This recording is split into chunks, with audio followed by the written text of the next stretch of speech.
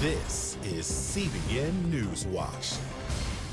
And thanks for joining us for CBN NewsWatch. I'm Heather Sells. The president has made a stunning announcement that has lit a firestorm in the media. The president has revealed that he is taking a controversial drug to ward off the coronavirus. The focus on this new revelation is upstaged promising news on the vaccine front. Dale Hurd has the story. President Trump is being attacked after saying he's been taking hydroxychloroquine and a zinc supplement daily as a protective treatment for coronavirus, and after consulting with his doctor. I'm taking it, hydroxychloroquine. Right now, yeah. A couple of weeks ago, I started taking it. Because I think it's good. I've heard a lot of good stories. Dr. Sean Conley, the president's doctor, issued a memorandum to the media saying he and the president discussed the treatment and decided the potential benefits outweighed any risks. Last month, the FDA warned against using it for COVID-19 outside of hospitals or clinical trials because it could cause heart problems. He's our president, and I would rather he not be taking something that has not been approved by the scientists, especially in his age group and in his, shall we say, weight group, what is morbidly obese, they say. So I think it's not a good idea. But on Tucker Carlson, Dr. Mark Siegel, a professor at NYU Medical School, said hydroxychloroquine is a proven antiviral drug. Henry Ford Hospital in Detroit has given it to 3,000 healthcare workers, Tucker, to see if it prevents them from getting COVID-19. So when Dr. Sean Conley, the president's physician, who I have met with and think is quite reasonable, weighs the options back and forth, he decides to prescribe it for the president. It is a doctor-patient decision. It should not be challenged. Meanwhile, a potential breakthrough on the vaccine front from Moderna Labs. Early testing shows all 45 human subjects developed antibodies against coronavirus. The FDA has approved Moderna to continue its test. The vaccine will go through 2 more rounds of human testing, and if those trials continue to show it's safe and effective, it might be ready by the end of the year. Dale Hurd, CBN News. Well, although stay-at-home orders across the country are beginning to lift, abuse advocates are still worried about the amount of time that millions of kids are spending online as schools remain closed. Anti-trafficking advocates say a main concern is that kids can be sitting ducks for sexual predators who also find themselves with extra time in their schedules. These predators can find kids in online apps and games and pose as a friend. Kids and teens who are home are almost completely dependent on their devices to complete schoolwork. And parents are balancing their own work demands with their new role as at-home educators, potentially resulting in hours of unsupervised screen time. Predators who may otherwise refrain from exploitive and abusive conduct while at the office are now far more likely to use these extra hours of unsupervised time to identify, groom, and abuse children online. The National Sexual Assault Hotline also reports that in March, for the first time ever, half of its callers were children, and 2/3 said that their abuser was a family member. We are joined now by pastor and abuse advocate Jimmy Hinton. He is also a podcaster, and he just finished his 100th episode of the Speaking Out on a Sex Abuse podcast. Pastor Jimmy, thanks for joining us here. Thank you, Heather. Good to be here. Tell us, what is it about this pandemic that can create the perfect conditions, if you will, for abuse, especially as it relates to children? Yeah, what we're finding is that the cases of abuse that are coming in are coming from doctors at hospitals, and they're not minor cases of abuse. These are severe cases, and oftentimes they result in death. As one person put it, one advocate down in Florida, they called it a pressure cooker environment. You have 35 million people who are out of work. You have abusers who are typically easily set off anyway. And now they have the added pressure of being out of work, having bills to pay, and their kids are at home, so they're homeschooling as well. And it's just an explosive environment for abusers. So it sounds like abusers under additional pressure, it's not unlikely that they are going to abuse more. What about kids and reporting this abuse in this kind of situation where they're at home 24/7? Yeah, I just spoke to a friend of mine who she's a counselor for an organization here locally. And, one of the problems is she said that the vast majority of their referrals come from the school system from mandated reporters. Well, now that our children are not in school, they're not getting the reports. And she said they all know that those kids are still being abused and quite probably being abused even more so now that they're home all the time. Jimmy, I know you've been speaking out about this on your podcast, but how can people who themselves are under stay-at-home orders, who themselves are restricted, do to look out in their community for kids who might be being abused right now? Yeah, the biggest thing that I would recommend is walking the streets, calling up your local police department and asking them how you can help them. Because the departments, the police departments only can show up to places where they get reports from. And there's just not enough manpower in our police departments for them to patrol 24/7. So, walk the streets, listen for signs of distress, listen for yelling and screaming coming from houses. If you hear or see kids that are outside that look like they're in distress, it's very important to report that. So interesting, because we're all so concerned with our own stuff, but such a good reminder to look around you. Any other tips for kids? Any other signs that we might not normally pick up on that they might be sending that they are in harm's way? I think the biggest message to children is, as you just had on your episode here, children are spending a lot of time online, and while that opens them up to certain kinds of abuse, it also gives them a window and an avenue to reach out to people for help. They can do that discreetly, and their organizations, even 911, they can reach out to people via their devices. And they can secretly get help if they're in dire need. And children need to know that. They need to know that that is a viable choice for them to do. All right. Well, I know lots of concern. Pastor Jimmy, thanks for your awareness and your time right now. Thank you, Heather. Well, today, President Trump announced a $19 billion coronavirus food assistance program to support farmers and ranchers. The president said the payments would compensate them for the losses they've sustained due to COVID-19. The federal government will pay $16 billion directly to farmers and ranchers who are producing corn, cotton, soybeans, specialty crops, beef, dairy, pork, and more. Trump said they can begin signing up by May 26th. The remaining $3 billion in the program will be used to purchase products for food lines. This is a proud moment for America. It's actually the best of what we do in bringing people together, and certainly in our fulfilling our motto at USDA, which is to do right and feed everyone. Commercial fishing is also one of the many industries suffering right now, and that is because of a dramatically shrinking market for seafood as restaurants either close or convert to takeout only. Mark Martin has the story. It's a quiet scene these days at LD Amory & Company in Hampton, Virginia. The normally bustling wholesale seafood packer is struggling. About 80% of the product we pack here ends up in restaurants. And so far, we have no markets for our products right now, and it's been very difficult. To try to keep some fishermen on the water and employees on the job, Amory tells CBN News the company is exploring new markets everywhere they can. One example is curbside wholesale seafood sales. It's helping. It's a far cry from what our monthly sales should be, but it is helping keep the doors open. For 4 generations and 103 years, the Amory family has run this wholesale seafood company. It survived a tornado and a fire.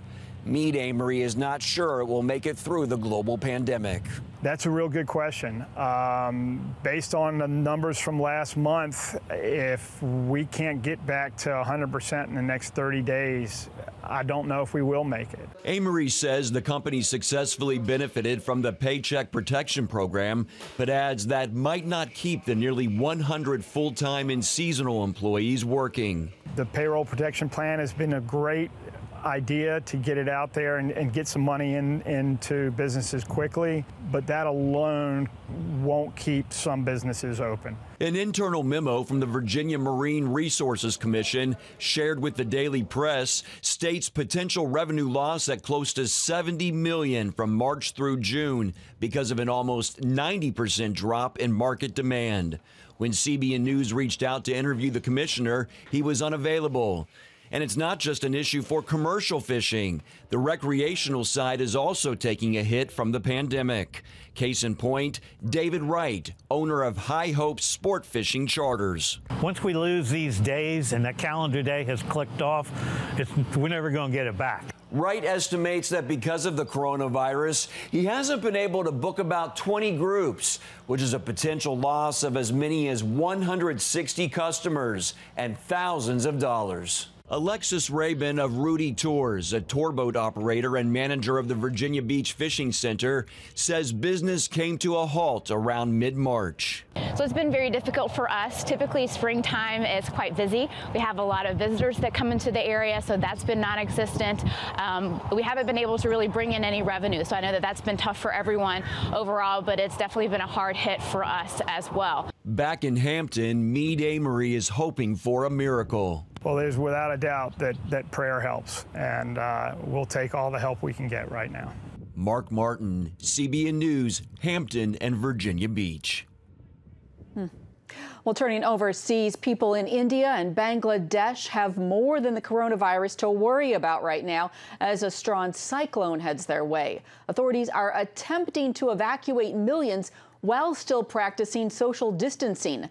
The super cyclone is expected to make landfall Wednesday morning. Forecasters have warned of extensive damage from high winds, heavy rainfall, tidal waves, and flooding. India's meteorologist chief says it is only the second super cyclone in recorded history that has formed over the Bay of Bengal. Coming up, how 3 student athletes in Connecticut are fighting against the transgender agenda. But before we go to break, here's a look at what is trending on CBNNews.com.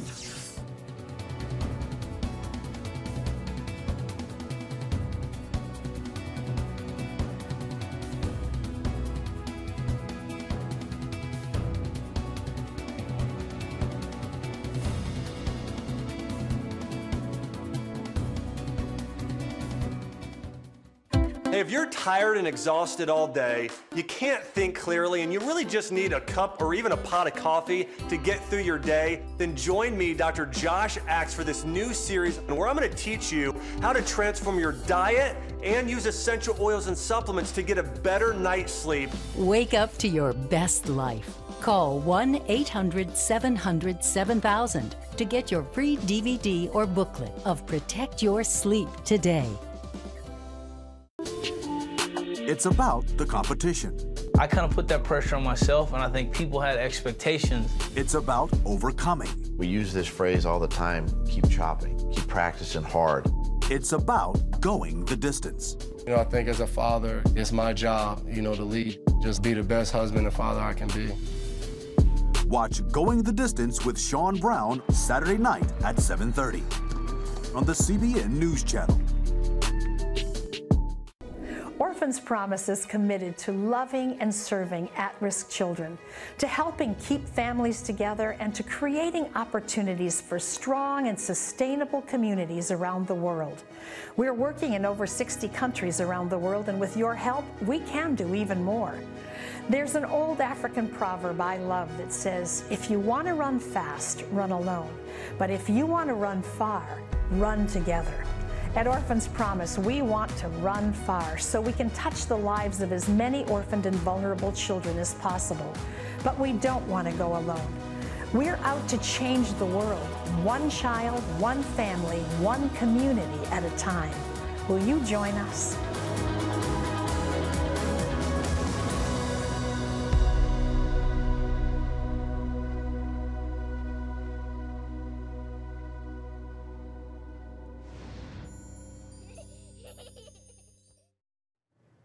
Across the country, high school girl athletes are up against a new challenge: boys who identify as girls competing against them. In Connecticut, 3 girl track athletes are suing the state athletic conference for forcing them to run against transgender athletes, biological boys who say they're girls. But last week, the judge in the case shot down the girls' lawyers, telling them not to refer to their biological male competitors as males. He called the words provocative and bullying. Well, author Abigail Shrier has a book coming out next month on the transgender movement. It's called Irreversible Damage: The Transgender Craze Seducing Our Daughters. And she also has a piece in Newsweek this week on what's happening in the Connecticut case, and she joins us now. Abigail, thanks for joining us. Thanks for having me on. So you think that the lawyers representing the female athletes should not give in to the judge's demand. Tell us about your concern. No, they really can't. This was a highly prejudicial instruction. This is basically telling the girls that they should give away a huge part of their case. Look, the case is about what rights and privileges that women have, and girls and women have, in this case under Title IX of the 1972 Education Amendments. Which ones are other people entitled to based on their say-so, based on their identification? And one of those rights and privileges is the right to be called a girl, right? In the hypothetical I give in the Newsweek articles, I say, imagine a case in which someone was, impersonating an officer or charged with impersonating the officer. Imagine a judge instructing the prosecution, you have to refer to this defendant as Officer O'Malley. That's highly prejudicial, and that's saying that they have to refer to these biological boys as transgender girls is effectively saying we know they're some type of girl. The judge has already decided that. So the judge at this point really must recuse himself, or he really should be reversed. So you've just written a book on the transgender movement. It's coming out next month. How important is this Connecticut case when it comes to the overall women's sports issue? I think there's no more important case. I mean, when we talk about civil rights, a lot of these things are symbolic. This is not symbolic. This is concrete. These are the rights. These are the opportunities, the scholarships, the chances for advancement that women fought for in the civil rights movement, in the women's movement.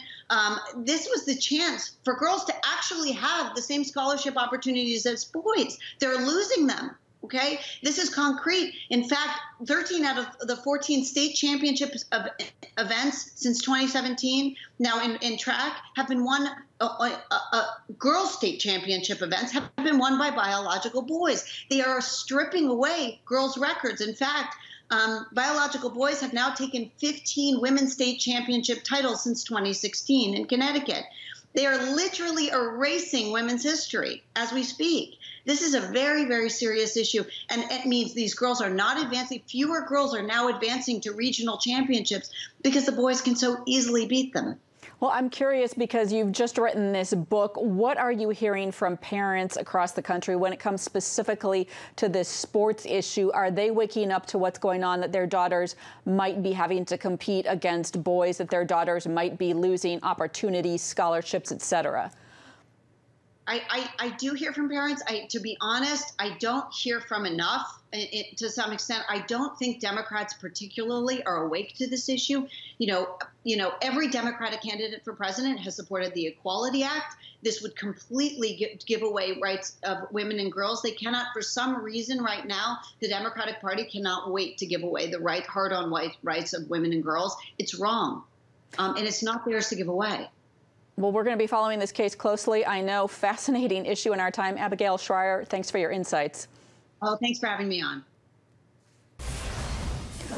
Up next, a look at the legacy left behind from a prominent Christian leader who spent his life following God's call. Daddy? Yeah, buddy? How many nickels are in a dollar? There are 20 nickels in a dollar. How do birds fly? Does milk really make my bones stronger? Yeah. Daddy, when we die, will we go to heaven? Do you have the answer to life's biggest question? Call the 700 Club. We'll help you find answers to the important questions life brings your way. Watch breaking news, in-depth exclusive stories and programs from health to entertainment you won't find anywhere else. The CBN News Channel, a perspective you can trust. Enjoy credible news reporting from around the world. Discover inspiring programs and stories of hope, all in one place from a Christian perspective. The CBN News Channel, a perspective you can trust. To watch the CBN News Channel, download the app or visit cbnnewschannel.com. Hello, I'm Dr. David Perlmutter, board-certified neurologist and #1 New York Times bestselling author. Wouldn't it be great to boost your energy, eliminate brain fog, and even reverse brain disease? Well, you can, and I'm going to show you how, along with some of the world's most well-respected brain experts in this DVD, Protect Your Brain. Get Protect Your Brain, a free DVD only from the Christian Broadcasting Network, featuring experts on the cutting edge of neuroscience and brain health. No matter how many times you've failed in the past, you really can do this. In Protect Your Brain, you'll discover simple strategies to keep your brain young and healthy. Improve your memory. Discover the gut-brain connection. In Protect Your Brain, get your free copy at cbn.com or call 1-800-700-7000.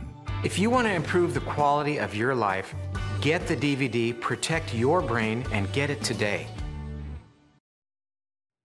Well-known author, evangelist, and Christian apologist Ravi Zacharias died this morning at his home in Atlanta following a brief battle with bone cancer. He was 74. Here's a look back at his amazing life and ministry. Ravi Zacharias was a 17-year-old skeptic, an unbeliever, recovering from a suicide attempt when he heard the words of Jesus in John 14:19. Because I live, you also will live. The truth of Scripture gave Zacharias hope, and he gave his life to Christ, promising to leave no stone unturned in his pursuit of truth. The verse in John 14, I am the way, the truth, and the life, became the cornerstone of Zacharias' ultimate mission as a Christian apologist and evangelist, to present and defend the truth of Jesus Christ, that others may find life in him. Zacharias did just that several times over the years on the 700 Club. How wonderful to know that when Jesus Christ speaks to you and to me, He enables you to understand yourself, to die to that self because of the cross, and brings the real you to birth. When you're crucified with Christ, nevertheless you live, yet not you, but Christ lives in you. I think that's so unique that one cannot escape the ramifications. Zacharias began preaching in India at the age of 19. Years later, he was invited to speak at the Billy Graham Evangelistic Association in Amsterdam, where he addressed 4,000 other speakers. It would be a turning point for him as he began to seriously consider the critical need of apologetics to remove the intellectual barriers that kept many from considering the claims of Christ. In 1984, he founded Ravi Zacharias International Ministries. Do you think God's brought you here for a purpose this morning? It may be you really don't know Him, but deep inside you're wanting Him very badly, and saying, God, if you're real, speak to me. Even to the end, Zacharias remained committed to sharing the gospel of Jesus Christ through preaching, teaching, and his popular radio program called Let My People Think. He shared the gospel with millions of people in more than 70 countries and wrote more than 25 books. In 2017, Zacharias' vision to establish an apologetics training center in the U.S. was realized with the launch of the Zacharias Institute in Atlanta. He spent nearly 50 years advancing the Christian faith and addressing some of life's greatest questions. Through the sacrifice of Jesus Christ, you can become one with God. It is a unique claim. No other religion allows it. At the core of the Christian faith is the grace of God. If there's one word I would grab from all of that, it's forgiveness. That you can be forgiven, I can be forgiven, and it is of the grace of God. Zacharias and his wife Margie were married for 48 years and have 3 grown children. Ravi Zacharias was 74.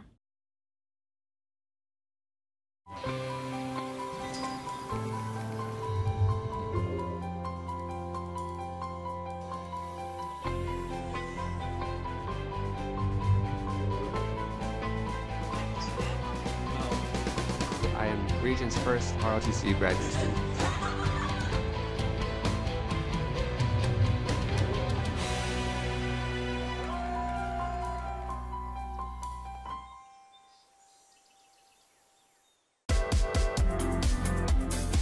Meet the pastors who are preaching the gospel in a fresh, fearless way.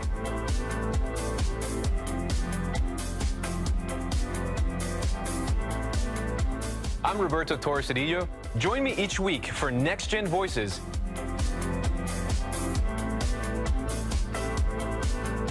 And watch God transform a generation.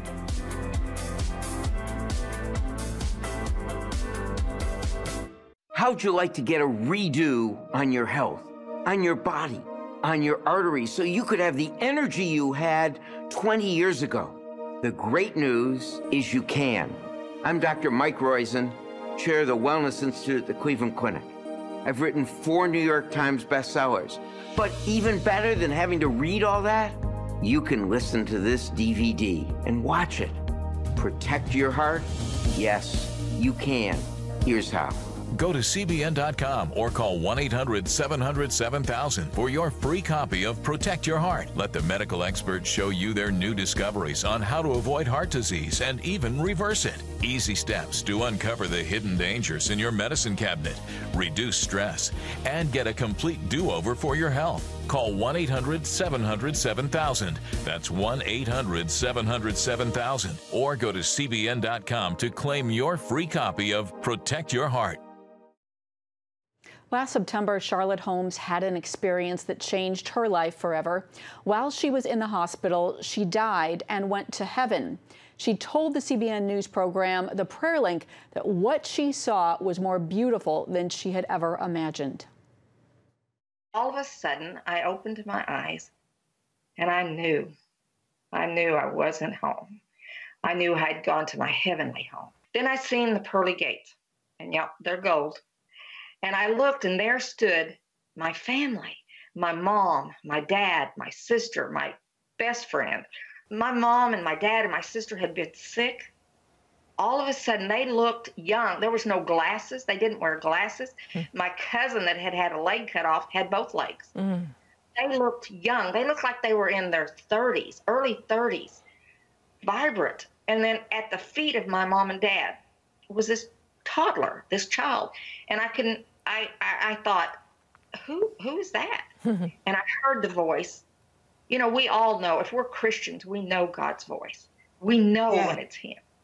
And I heard him say to me, that's your child. You can see this interview and more on the Prayer Link tonight at 6:30 Eastern on the CBN News Channel. And that's it for this edition of CBN News Watch. Remember, you can find more of our news programs on the CBN News Channel anytime or online with cbnnews.com. Also, please do tell us what you think about the stories that you have seen by emailing newswatch@cbn.com, or just talk to us on Facebook, Twitter, and Instagram. We hope that you'll join us next time. Have a great day.